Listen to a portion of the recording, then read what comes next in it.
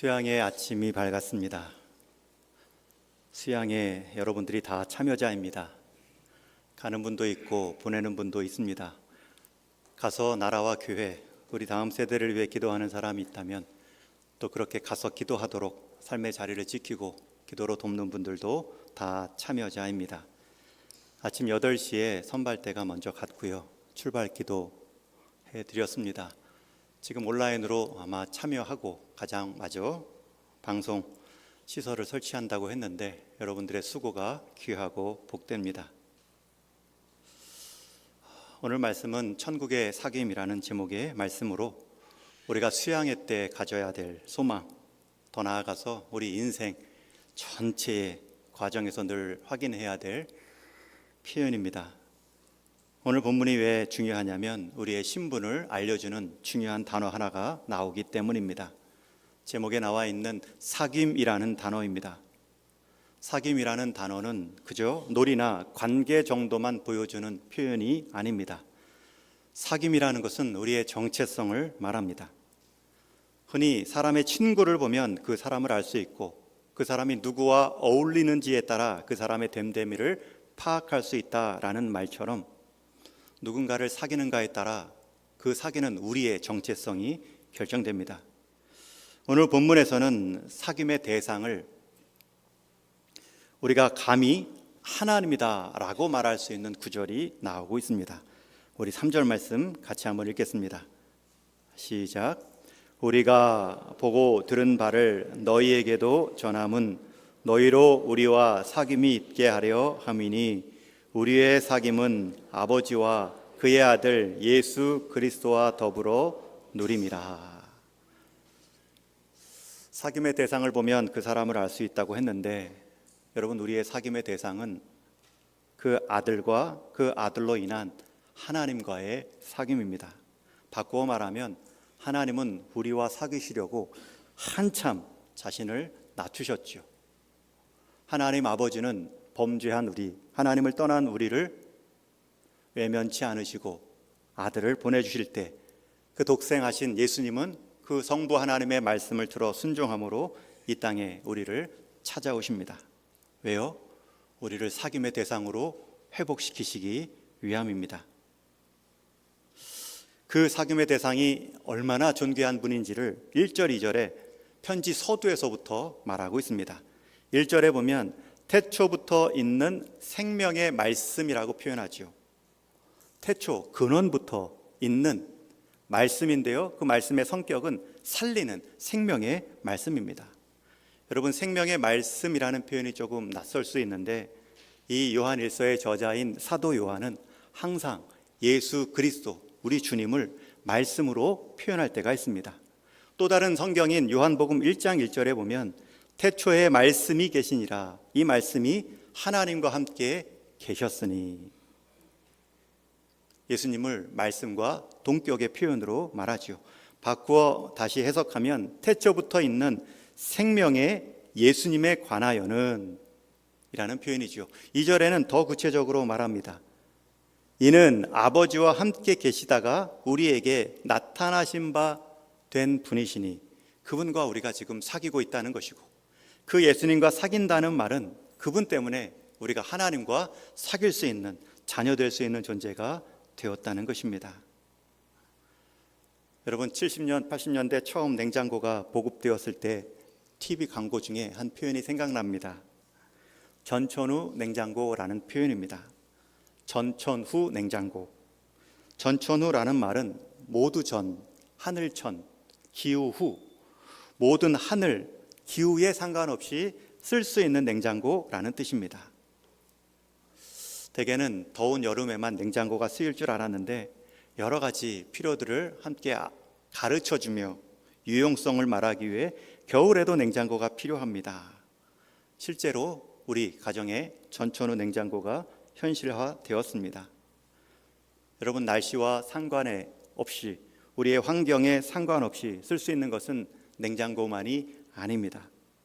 전천후 냉장고가 있는 반면에 우리 성도에게는 전천후 기쁨이 있습니다.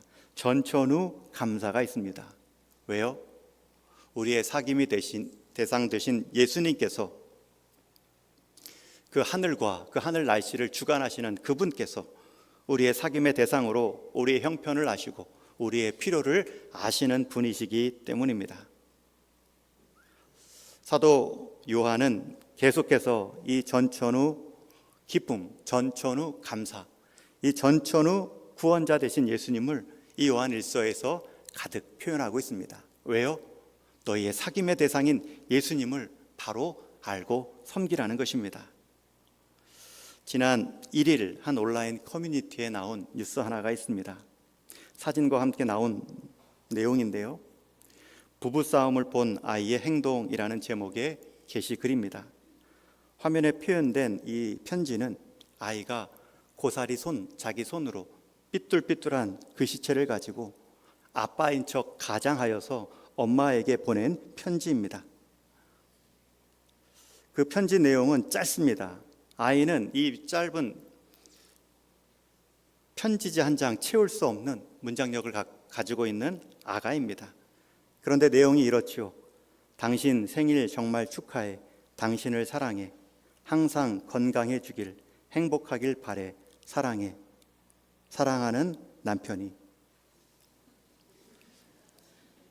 부부싸움을 본 아이가 아빠인 척 엄마에게 생일 축하 편지를 써서라도 화해하라. 여러분, 이 사연과 함께 편지가 온라인 뉴스에 공개됐습니다. 이 내용을 본 많은 누리꾼들 댓글을 이렇게 남깁니다.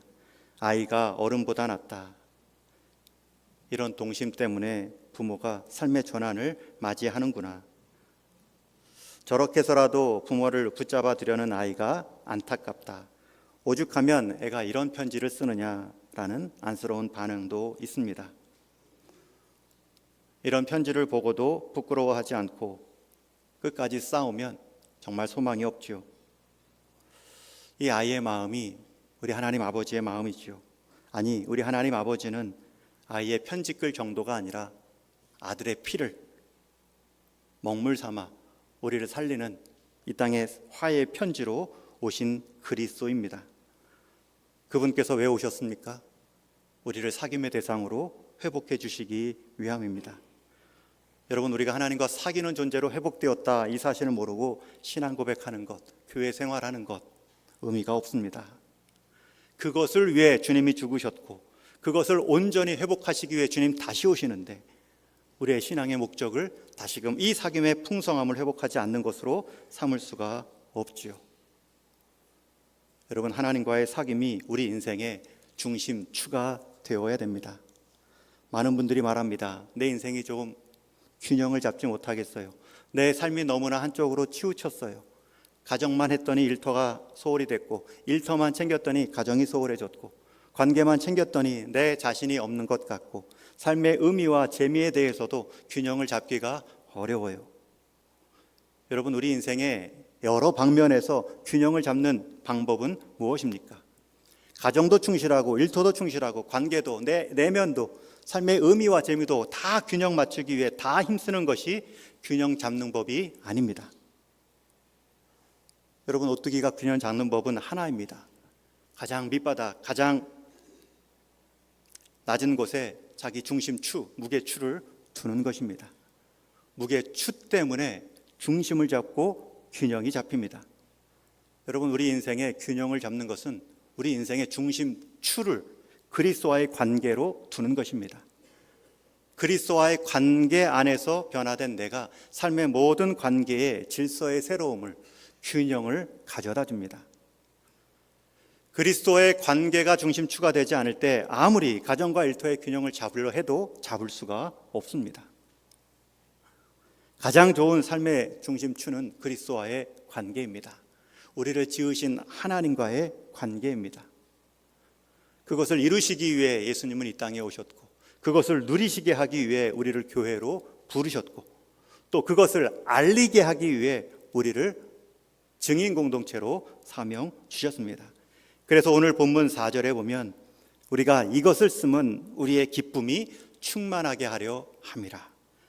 내가 그리스도를 통해 하나님과 사귀는 존재가 되었구나. 이것을 알 때 우리의 삶의 중심추가 흔들리지 않고 기쁨이, 전천후 기쁨이 될 수 있습니다. 여러분, 이 기쁨을 또 증거할 때에도 우리에게 기쁨이 넘칩니다. 우리 삶의 중심추가 그리스도입니다 라는 것을 우리 삶으로 세상에 증거할 때 우리에게 또 기쁨이 넘칩니다. 그런 면에서 이번 수양회는 우리가 그러한 하나님과의 사귐의 존재구나 새롭게 깨달아 우리가 기쁨이 될 뿐만 아니라 그렇게 하나 된 사귐의 공동체를 통해 세상에 우리 하나님을 보여줄 수 있는 또 다른 기쁨이 있습니다. 여러분의 삶의 중심추는 지금 무엇에 두고 계십니까? 내가 정한 삶의 중심추로 혹시 신앙이라는 것이, 하나님과의 사귐이라는 것이 내가 균형을 잡아야 할 삶의 한 부분으로 치우쳐 있는 것은 아닌지요? 내가 하나님을 믿는다는 것이 이력서 한 칸에 종교 안에 쓰는 기독교를 쓰기 위해 내가 하나님을 믿는다라고 말하고 있지는 않으신지요? 사도 요한은 말합니다. 태초부터 계신 그 그리스도께서 우리 아버지와의 사귐을 위해 이 땅에 성육신해 주셨다. 여러분, 한 신학자는 이 성육신의 교리로 감화를 받아 무신론자, 과학자에서 그리스도를 믿을 뿐만 아니라 그리스도를 변증하는 신학자가 되었습니다. 어떻게 하나님이 사람이 되셔서 사람을 하나님과의 사귐의 대상으로 만들 수 있을까? 수많은 이 땅에 종교가 있지만, 수많은 경배의 대상이 있지만 그 경배의 대상이 자신을 경배하는 사람을 위해 내려온 존재는 없습니다. 오히려 그 경배의 자리에서 계속 착취하려는 모습으로, 계속 이용하려는 태도로 일관하는 것이 일반 종교이죠. 여러분, 그리스도께서 우리를 하나님과의 사귐의 존재로 부르셨습니다. 그분이 다 이루셨습니다. 우리는 이것을 은혜라고 말합니다. 그리고 그 은혜를 받아들이는 것을 믿음이라고 말하죠. 이 구원의 방법, 이 사귐의 회복의 방법이 너무나 쉬워 사람들은 이 은혜를 믿지 못합니다. 그러나 그 믿지 못하는 그 부분도 죄성에서 기인합니다.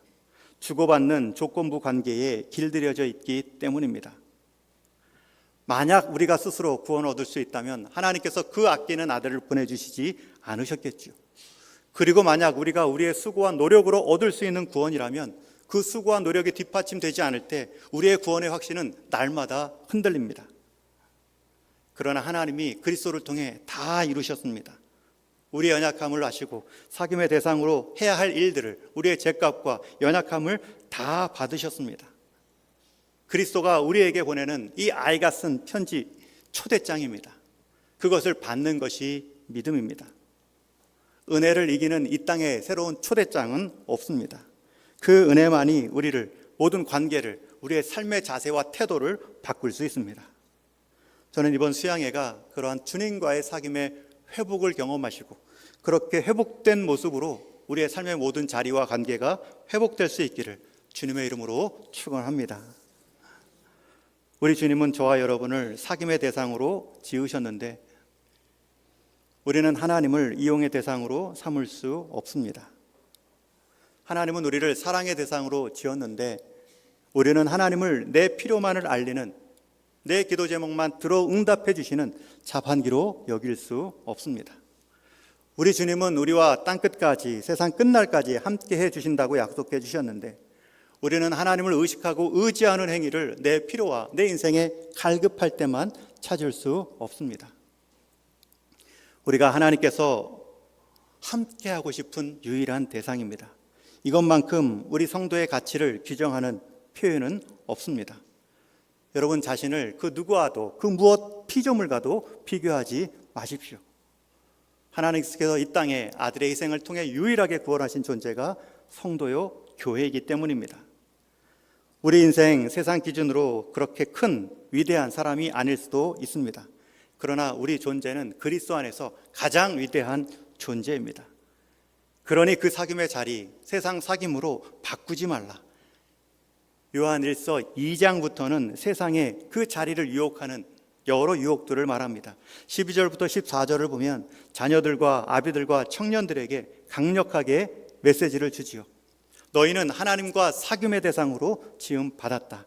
그러니 2장 16절 이하의 말씀처럼 세상에 있는 모든 육신의 정욕과 안목의 정욕과 이 생의 자랑만을 사귀지 말아라. 그것은 아버지께로부터 온 것이 아니요 세상으로부터 온 것이니라. 여러분, 사귀지 말라는 것이 아니라, 사랑하지 말라는 것이 아니라 우선순위입니다.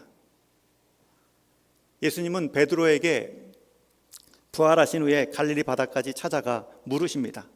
그에게 새로운 사명을 회복시키기 전에 물으신 세 가지 질문이 있습니다. 요한의 아들 시몬아, 베드로야, 내가 이 사람들보다 나를 더 사랑하느냐? 여러분, 우리는 사랑의 대상에 우선순위가 있다는 것입니다.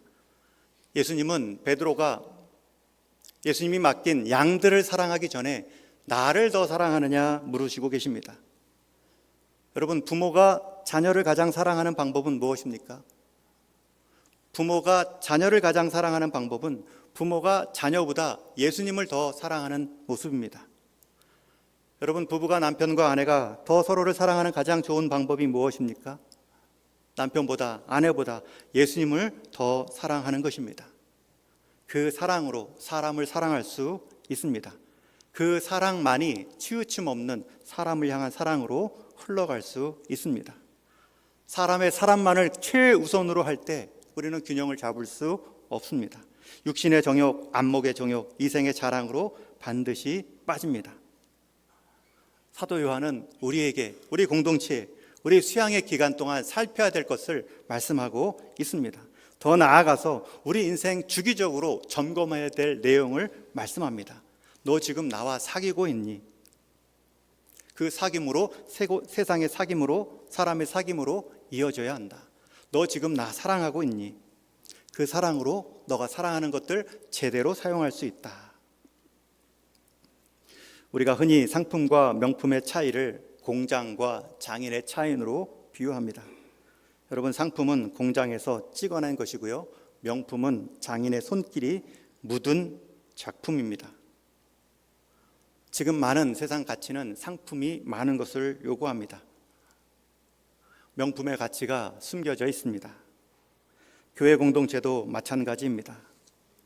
세상의 흐름 가운데 상품화된 교회, 성도가 있을 수 있습니다. 그러나 하나님은 우리 한 사람 한 사람, 한 교회 한 교회, 사귐과 사랑으로 자라나는 명품 교회를 기대하고 계십니다. 그 숫자가 적다 할지라도 여러분 속지 마십시오. 진리는 숫자와 관련되지 않습니다. 오히려 진리는 좁은 길, 좁은 문으로 가는 모습으로 나타납니다. 저는 우리 동인교회에 속한 모든 성도님들이 상품의 바람 가운데 흔들리지 않고 우리 주님과의 사귐과 사랑의 우선순위를 가지고 여러분 신앙만큼은 명품으로 끝까지 쓰임 받을 수 있기를 주님의 이름으로 축원합니다. 이것이 우리 교회의 전략이 되어야 됩니다. 이 시대 교회 흐름 가운데 구별된 모습으로 버텨야 됩니다. 그렇게 하고도 살아남을 수 있을까? 그렇게 하고도 존재할 수 있을까? 그렇게 하고도 내 신앙이 유지될 수 있을까? 그렇다고 내 가정과 교회가 온전해질 수 있을까? 사귐보다는 뭔가 또 있을 것 같은데요. 사랑보다는 더 앞선 무언가가 있을 것 같은데요. 제가 우리 카페 1층에도 기록해 놓은, 우리 카페 이름도 담쟁이라고 제가 지어놨듯이 참 좋아하는 담쟁이라는 시가 있습니다. 제가 일부를 다시 한번 읽어드립니다. 저것은 벽, 어쩔 수 없는 벽이라고 우리가 느낄 때 그때 담쟁이는 말없이 그 벽을 오른다. 물 한 방울 없고 씨앗 한 톨 살아남을 수 없는 저것은 절망의 벽이라고 말할 때 담쟁이는 서두르지 않고 앞으로 한 뼘이라도 꼭 여럿이 함께 손을 잡고 올라간다. 푸르게 절망을 다 덮을 때까지 바로 그 절망을 잡고 놓지 않는다.